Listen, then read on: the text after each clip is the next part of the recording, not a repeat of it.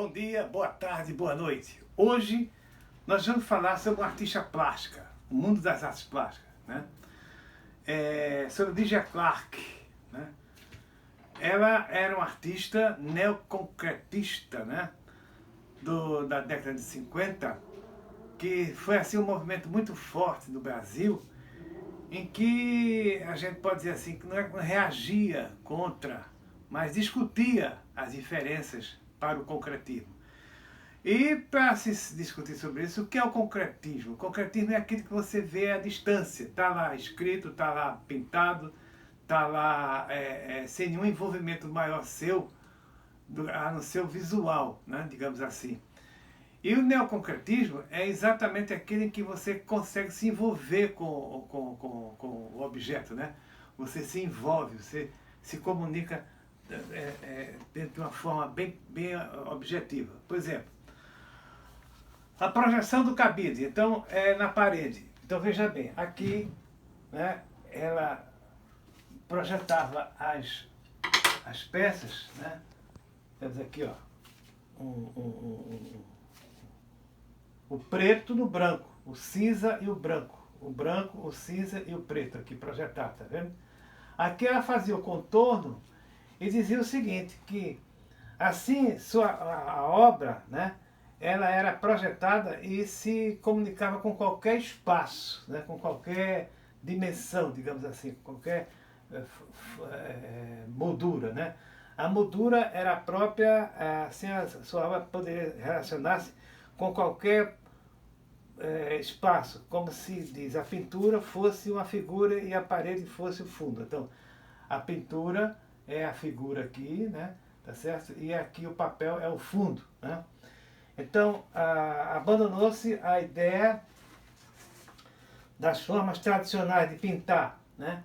Então, a ideia de pintura, de fazer a pintura, foi abandonada. Abandonada não, foi observada como uma técnica diferente, né? Então, aqui você tem, né, o espaço aqui, ó, né? Isso aqui são formas concretas, né, placas que criam um desenho, né, quando estão juntos aqui, certo? Quando estão juntos.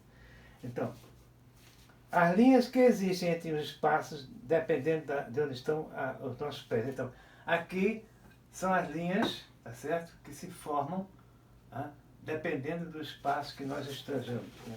São as famosas linhas orgânicas. Aqui está um exemplo, né? Essa pintura aqui, tá certo? São espaços que geram, essas linhas orgânicas geram esses espaços, né? Tá certo? Tanto de dentro como de fora, né? Então são chamadas linhas orgânicas, que dão origem, né, a novos espaços, tá certo? As linhas orgânicas são linhas vivas que descobrem outros lugares, né? Linhas vivas, certo? Que descobrem outros lugares. Então aqui, ó, são linhas vivas, certo? Aqui, ó, quando você junta uma coisa com a outra, né, que descobrem novos lugares. Né? Bom, e são as chamadas linhas orgânicas também. A outra coisa são os casulos. Então reparem as nossas mãos. As nossas mãos são casulos, verdadeiros casulos. Daqui nós podemos nos comunicar, tem o vocabulário Libra, né? Certo? Que a gente se comunica, faz assim, o símbolo de vitória, né? Aqui o heavy metal, né? Tá, né? Então, aqui o aperto de mão, o símbolo. Você pode então um passarinho aqui, por exemplo, poder projetar, né? Um passarinho, uma sombra, fazer o teatro de sombra, né? Que é tão famoso, né? O teatro de sombra, né? Certo? Aqui você faz um pássaro, né? Aqui, ó, com as mãos você faz o teatro de sombra, né? Então, os casulos. As linhas teceram outras invenções do casulo. Essas linhas aqui teceram outras invenções que são os casulos. Por exemplo, os casulos não são nem pinturas, nem esculturas, feitos com panos de metal ou papelão, não é o caso aqui, né? Madeira coladas umas nas outras, sobre as outras, e ficam entre uma coisa e outra. planos de pintura tomam forma conquistando o espaço ao seu redor. Então, são os planos de pintura que tomam forma conquistando o espaço ao seu redor. Então, aqui, ó, como falou, a artista imaginou o seguinte. Lá você tinha, quando você olha uma pintura, você não se envolve com ela. Aqui você se envolve, né? Você manuseia, né? Certo? Faz a percepção com as mãos, né? Cria situações novas em cada. Você pode fazer esse movimento aqui, né? E cria situações novas, né? De descoberta, né? Então, são contatos que você tem direto com o material, manuseio do material. Certo? Aqui, ó. Esse aqui, aqui, ó. Você pega, são linhas orgânicas, aqui, ó. Vendo? São as dobras, né? Aqui você tem outra, tá? Você vai mostrando aqui, ó. Vai desmontando e você vai tendo contato com a obra de arte, vai tendo contato com a textura, né? Então, eles vão abrindo e vão conquistando o espaço ao seu redor. Você vai abrindo aqui, né? E vai conquistando o espaço. Como no caso dos casulos. Os casulos, né? Por exemplo, aqui você tem um casulo, né? Onde a polpa vai, surge aqui, sai, evolui, cria o casulo e de repente surge um inseto, né? Então, é a abstração, é o neoconcretismo, é a coisa que não é, que você se comunica com ele, você se interage com ele, né? Aqui, esse objeto. Esse objeto é muito parecido com esse casulo aqui. Isso aqui também pode ser considerado um casulo, né? Tá certo? Ele é um objeto orgânico em que você se comunica com ele, né? A gente pode chamar um casulo de percussão, tá certo? Que foi produzido aleatoriamente, sem a menor intenção de ser um casulo, né? Mas ele criou, foi Miro de Carpina criou esse casulo aqui, né? Então, você vê a outra coisa são os chamados trepantes, né?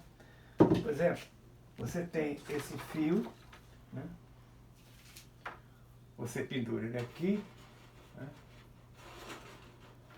Você vê uma figura, você vê uma forma, né?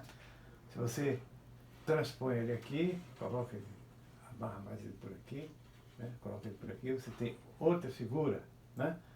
Você pode, inclusive aqui lembra um óculos, né? Vamos dizer assim, por concreto, né? Levando para o concreto. Neoconcreto seja, tá? Que é aleatoriamente a figura formada.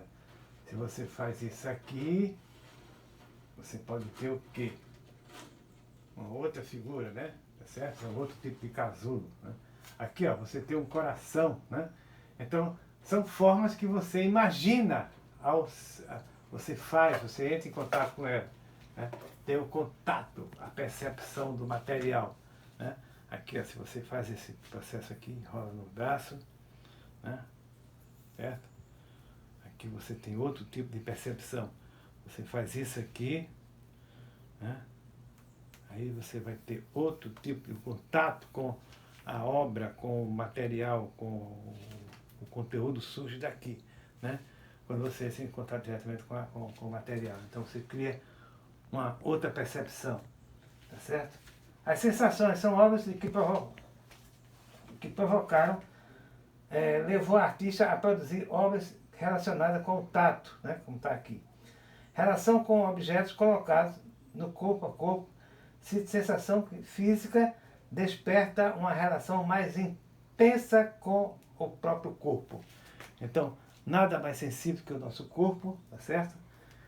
E como você pode ver aqui nesse outro exemplo, né? Se eu pego uma coisa, você pegar esse objeto aqui com essa luva, certo? Aqui você bota uma luva, aqui você tem a mão. Uma coisa é você ter contato com esse objeto com a mão, sem a luva, e outra coisa é você ter o contato com a luva, né? Então são formas de você apresentar, de criar uma nova, mas criar uma interação com o ambiente, né? Porque geralmente nós chegamos num ambiente e só não aprendemos a descobrir como é que esse ambiente está para você e como é que você está para ele, né? Tá certo? Pronto. Aqui eu vou concluir da seguinte maneira. Repetindo, aqui estão as formas, né? Formas planas, né? Digamos, que formaram esse quadro aqui, essa tela, esse movimento aqui. Aqui são as linhas orgânicas, certo? Aqui são a projeção das figuras, certo?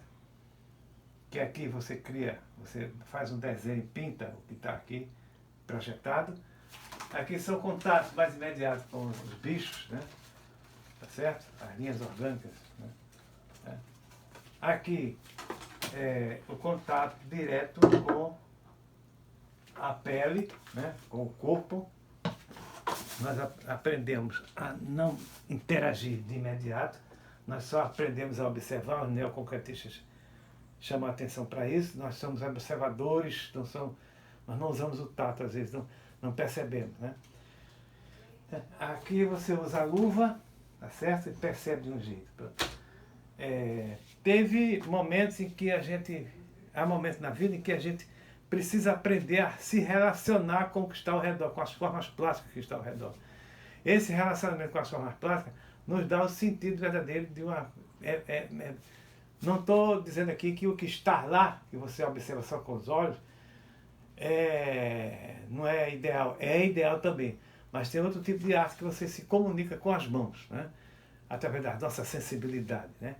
Teve um artista plástico também chamado Hélio Oiticica, que foi também assim um vanguardista nessa ideia de comunicação, né, com as artes, quando ele se enrolava com capa e saía dançando. É uma coisa que exige muito da nossa interação com o nosso imaginário, tá bom? Então, muito obrigado.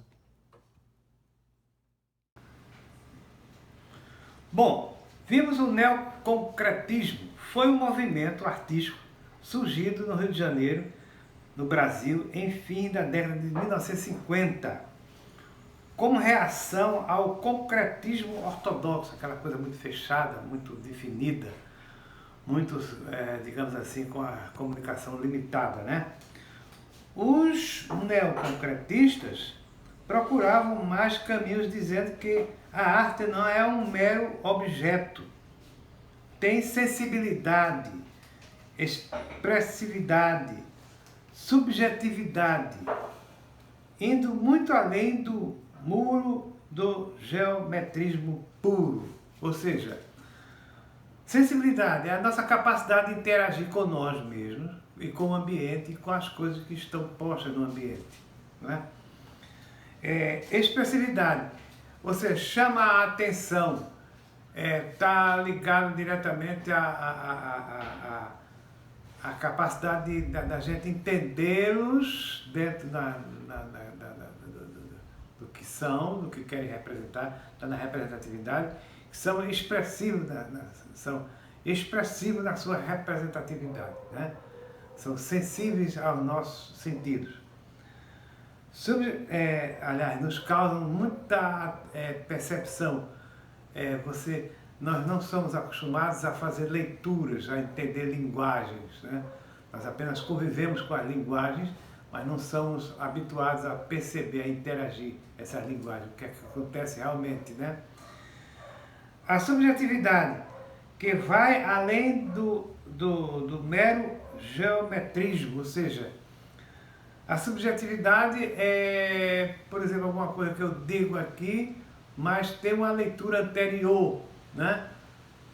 Digamos assim, muito bonita o seu trabalho, mas esse muito bonito do seu trabalho, mas esse muito bonito do seu trabalho, dessas suas ideias, é preciso ver que muito bonito é este, que é isso, o que ela quer dizer com isso, apenas um elogio, ou tem alguma coisa, alguma ação anterior a isso aí, né?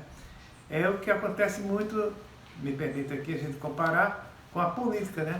A política, às vezes o cidadão está falando uma coisa, né? Às vezes está falando a maior das verdades, Mas dentro desse plano de verdade aí, é importante que a gente faça uma leitura do que realmente está acontecendo com essa verdade, né? Certo? Então, são coisas que às vezes é difícil de entender, mas quem tem muito disso é a criança. A criança tem uma verdade de expressividade muito grande. A criança não consegue enganar, não consegue mentir. A criança gosta de observar o que realmente está existindo. É uma grande observadora. Tá bom? Pronto, obrigado.